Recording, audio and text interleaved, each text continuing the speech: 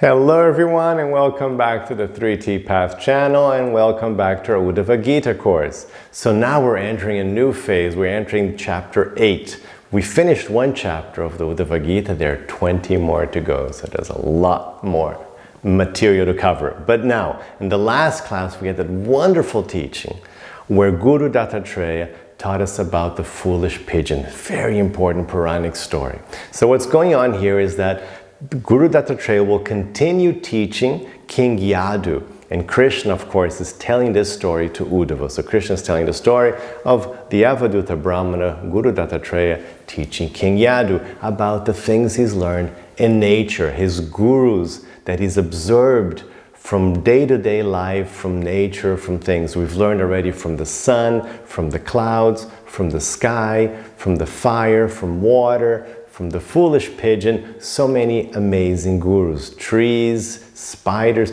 Now we're going to be learning from some more fascinating gurus. And we're going to start today learning from the python. So our first guru is going to be the python. What can we learn from that? You'll see soon enough. So we're going to learn from the python and from the ocean. That's what we're doing today. And way later in this chapter is going to be another very famous story, which is going to be the story of the prostitute Pingala. So we're going to see what spiritual knowledge he's gained from the enlightened yogic prostitute Pingala. But that's going to come several classes in the future. Now, if you want to watch the previous classes, don't forget that you have to become a member of the Bhakti Club. And the instructions are here in the description of the video, and then you can watch all the classes, the complete course. So here we go. We're starting in chapter 8 of the 11th canto of the Srimad Bhagavatam with verse 1. The saintly Brahmana said, "O king, the embodied living entity automatically experiences unhappiness in heaven or hell. Similarly, happiness will also be experienced even without one seeking it. Therefore, a person of intelligent discrimination does not make any endeavor to obtain such material happiness." This is a very important concept. This teaching appears in other places. And I remember the first time that I read this, it really shook me to the core, because when you stop and you think about it, unhappiness automatically comes to us, right? Nobody plans getting sick, getting a broken arm, flat tire, getting, fired. Nobody plans these things, but they happen, right? You get a leak, and just things happen all the time. Just the same, the scriptures tell us, the good things will come to you without any, you don't have to strive for it. Oh, I got it. I conquered this happiness. No, it doesn't actually work like that. They will come to you automatically. And what's the point of understanding that? That you don't have to either worry about the bad things or prioritize these, nice material experiences. You don't have to do that. Instead, you should seek something else to prioritize, which of course will be your spiritual life and your state of consciousness, and all these other things will automatically happen. Automatically, you will have good experiences, bad experiences, and mixed experiences. It's just automatic, according to your karma, destiny, whatever. It's just going to happen. It's just the way of the world. Nobody escapes it. It doesn't matter if you're the richest person in the world, if you're the poorest, the most intelligent, the dumbest. It doesn't matter, the prettiest, the ugliest. It doesn't matter where you are. Automatically, good things come, bad things come, mixed things come. Okay, so it's a very important teaching for you to really hold in your heart, so you can let go of that wasted energy and concentrate on what really will change your life, which is uplifting your consciousness. Purport: one should not uselessly waste his life pursuing material sense gratification, because a specific quantity of material happiness will automatically come to one as a result of one's past and present fruitive activities. This lesson is learned from the Ajagara or python who lies down and accepts for his maintenance whatever comes of its own accord. Remarkably, in both material heaven and hell, happiness and unhappiness come automatically due to our previous activities. Although the proportions of happiness and unhappiness certainly vary. Either in heaven or in hell, one may eat, drink, sleep, and have sex life. But these activities, being based on the material body, are temporary and inconsequential. An intelligent person should see that even the best material situation is actually a punishment for previous unlawful activities executed outside the scope of loving devotional service to God. So this is a remarkable statement from the acharyas here. To say that even a good situation, so things are great, you're having a great time, you're in good health with your family, money in the bank, everything's nice. Even that, you should see that as punishment. How? Because being embodied is punishment. It doesn't matter if you're like the best human, if you're the best celestial, if you're Lord Brahma, just anyone who is here, all of us, everybody who is incarnated, stuck in a material body, that is very bad for the spiritual soul. That is very tragic, very tragic. The soul is unbound, is divine, is unlimited, and now it's trapped in a decaying body of matter. It's very bad. Subject to so many, conditions and, psychological conditioning, physical laws. It's very bad. It's horrible.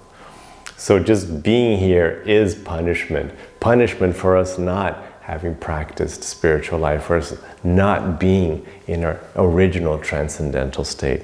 It's a great statement. A conditioned soul undergoes great trouble to obtain a little happiness. After struggling in material life, which is full of hardship and hypocrisy, when we receive a little sense gratification. But this illusory pleasure in no way offsets the burden of suffering one must bear to obtain it. It sounds a bit depressing, but it's actually the truth. And this kind of real talk allows you to get sober about life. And again, focus on what's really important, which is becoming enlightened and getting out of here, getting out of the samsara in general. Because we do have joy, we do have fun, right? I'm sure you've had great days. Maybe today you're having a wonderful day. So you do have good days, but there's all this suffering. There's always all this pain, you have to go through so much, anxiety and suffering and, sickness, and we're getting old, and, there's so much suffering. So the little pleasure you get is, it comes with so much suffering always. So it's not a good deal. Nobody gets a good deal. Truly, nobody gets a good deal. Sure, we should be we should be practicing gratitude, we should be grateful, but nobody's really getting a good deal. Being in matter is never a good deal. That's the point. After all, a pretty hat is no cure for a homely face. If one really wants to solve life's problems, one should live simply and reserve the major portion of one's life for loving service to Krishna. Even those who do not serve God receive a certain standard of maintenance from Him. Therefore, we can just imagine the security the Lord affords to those who dedicate their lives to His devotional service. Unrefined, fruitive workers foolishly worry only about the present life, whereas the more pious karmis imprudently make elaborate arrangements for future material sense gratification, unaware that all such enjoyment is temporary. So here we're talking about those, classic Vedic religionists who would understand the concept of karma, would understand the concept of reincarnation, but then would seek to act piously and do rituals to guarantee a future life amongst the celestials. That was That was the point of Vedic mundane religion, where you would strive to take your next birth as a deva, as a celestial, as a demigod. But that's also very silly. And Krishna says, what's the point of that? You'll just do that and then come back here to a human body. It's useless. It's just exchanging 6 for half a dozen. It does not getting you anywhere. So no, you really have to strive for liberation, getting rid of your material bodies forever. The real solution, however, is to understand by pleasing the personality of Godhead, who is the master of all senses and all desires, one can attain permanent happiness. Such knowledge easily solves the problems of life. Very nice. So this is the example of the python. So the first guru here being taught is the python. Like it would just stay there, just wait for it, and something comes in front and it just gets that. It doesn't go chasing its food. They had this image of the python. I'm not sure how biologically accurate this is, but the classic image of the python in the scriptures is that they would just sit there waiting. And then, when something comes by, it will just get that. And if nothing comes by, it will just wait. Because, reptiles can spend like a whole month without eating. So just like, I'm just going to wait here. Somebody's bound to walk by, come by, and then I'll eat them. So they had this vision of the python. It's a recurring image in spiritual teachings.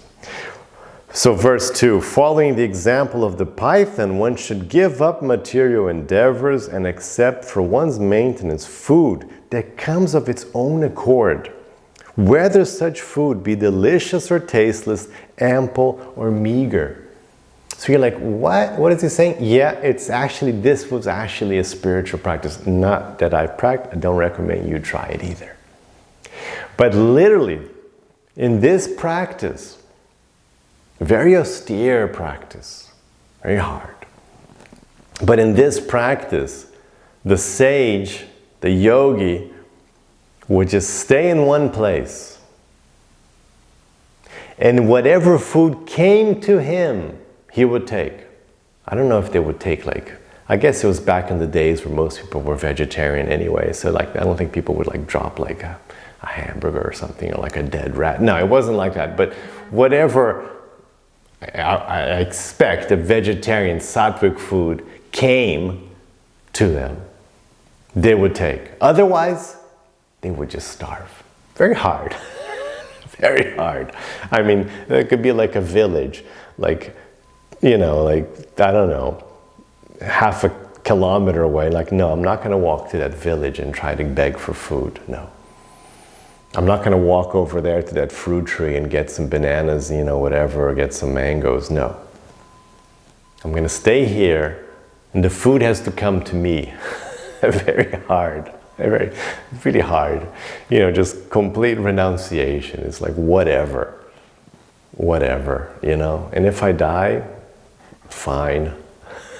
So it's really a Highlander. This is Jedi level stuff.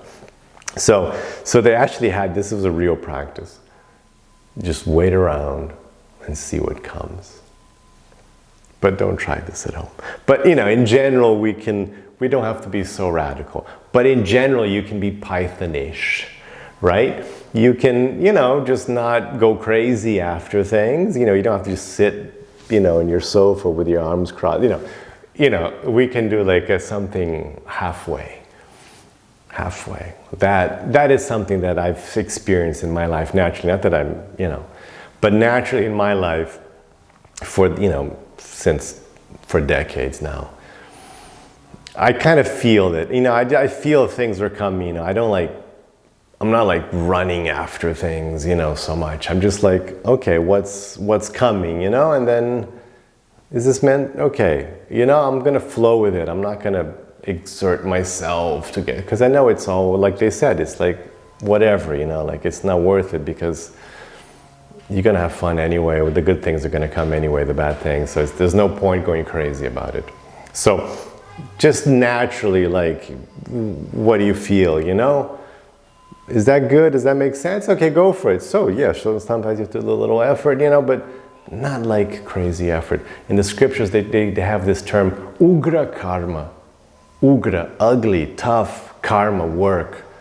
So the yogi shouldn't practice ugra karma. Not that thing, which is glorified in our society of like, no, work yourself down to the bone, and whatever it takes, 80-hour weeks. No, we don't. That's not a yogic thing. 80-hour weeks and sacrifice this and work yourself to the bone and, blood, sweat, and tears. That is not a yogic thing. That is like, what? That is ugra karma, man. Just, take it down a notch, let things flow. Because the important thing in life is your state of consciousness and not the things you've conquered or not conquered, materially speaking. So anyway, lots of food for thought here. Verse 3, if at any time food does not come, then a saintly person should fast for many days without making endeavor. He should understand that by God's arrangement, he must fast. Thus, following the example of the python, he should remain peaceful and patient. So like I said, this is a real practice. This is for real. People really practice this. They would just sit around, And then somebody, because I don't know. Because today, I don't think this would work. Maybe in India it might work, but man, if you try this today, in a big city, it's not going to work. I don't know. I don't think it's going to work. But I guess it was a more pious culture. People were like aware that there were these sages, renounced sages about, and they might like, oh, look, there's, and you're like, yeah, look, there's that. Let's take some food to that guy. I think he's, he might need something. I don't know. But don't try this at home. Purport. If by God's arrangement one is forced to suffer material hardship, then one should think, due to my past sinful activity, I am now being punished. In this way, God is mercifully making me humble. This is very good. This mentality is really powerful, really advanced, and it has multiple benefits for you. So when things are hard, when things aren't going well, lamenting is not the path. That is useless, and it will make the whole experience even worse. It's already bad, it's going to make it worse. And it's going to weaken you, because when you lament, you become weak. Because you're like a victim. You're like, oh, poor little me. So lamenting makes you annoying and weak. So you don't want that. So no lamentation. So things are hard, what do? Gratitude. It's like, what? Yes. Be grateful. It's like, it doesn't make sense at first, but be grateful. Thank God. Oh, thank you, Lord, for this challenge. Thank you for this situation. I can now become more detached from matter, become more sober, my spiritual knowledge. I can become more humble.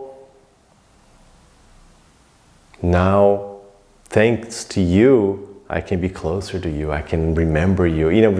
Just be humble. And then from that position, you have power. Now you're happy, you're grateful. And what happens when you're happy and you're grateful? You have power, full capacity to act, to think. You're the best of you when you're grateful and when you're happy. The word shaita means that one should remain peaceful and patient without mental agitation. Dishtabuk means one must accept the personality of Godhead as the supreme controller and not foolishly give up one's faith due to material inconvenience. Tate nukapam sus samikshamo bunjana evatma kritam vipakam. A devotee of the Lord always accepts material hardship as the mercy of Lord Krishna, and thus he becomes eligible for supreme liberation.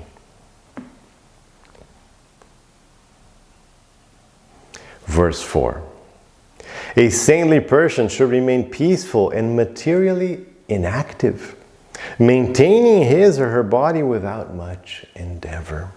Even though possessed of full sensual, mental, and physical strength, a saintly person should not become active for material gain, but rather should always remain alert to his actual self-interest. So again, this is a fantastic, view of what it's like, the mentality of a completely renounced yogi, a completely renounced sage,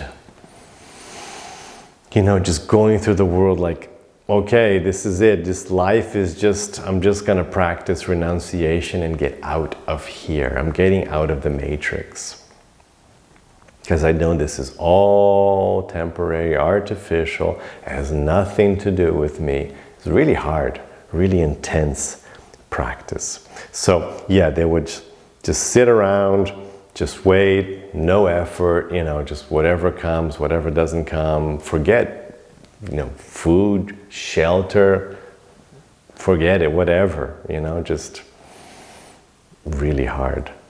We don't practice this, that's fine. The word vita nidra in this verse is very significant. Nidra means sleep or ignorance, and vita means freedom from. In other words, a transcendentalist should always be awake to his eternal relationship with the Supreme Personality of Godhead, and should carefully cultivate Krishna consciousness. Being confident of his relationship with the Lord, he should not endeavor for his personal maintenance, knowing that the Lord is protecting him in all respects.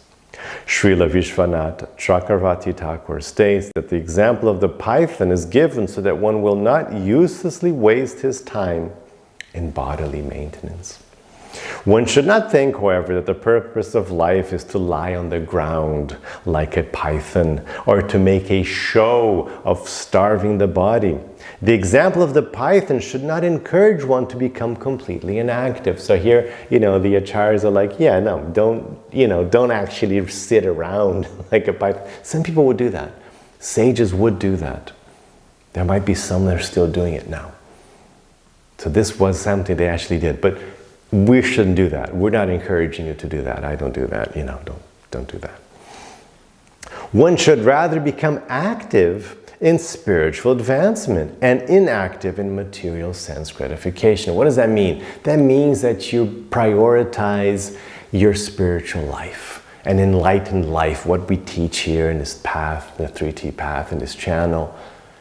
Be active, but in Krishna conscious, as an offering to Krishna in the here and now, practicing your dharma, not for gain, not for fun, not for pleasure, not for status, but as an offering to God.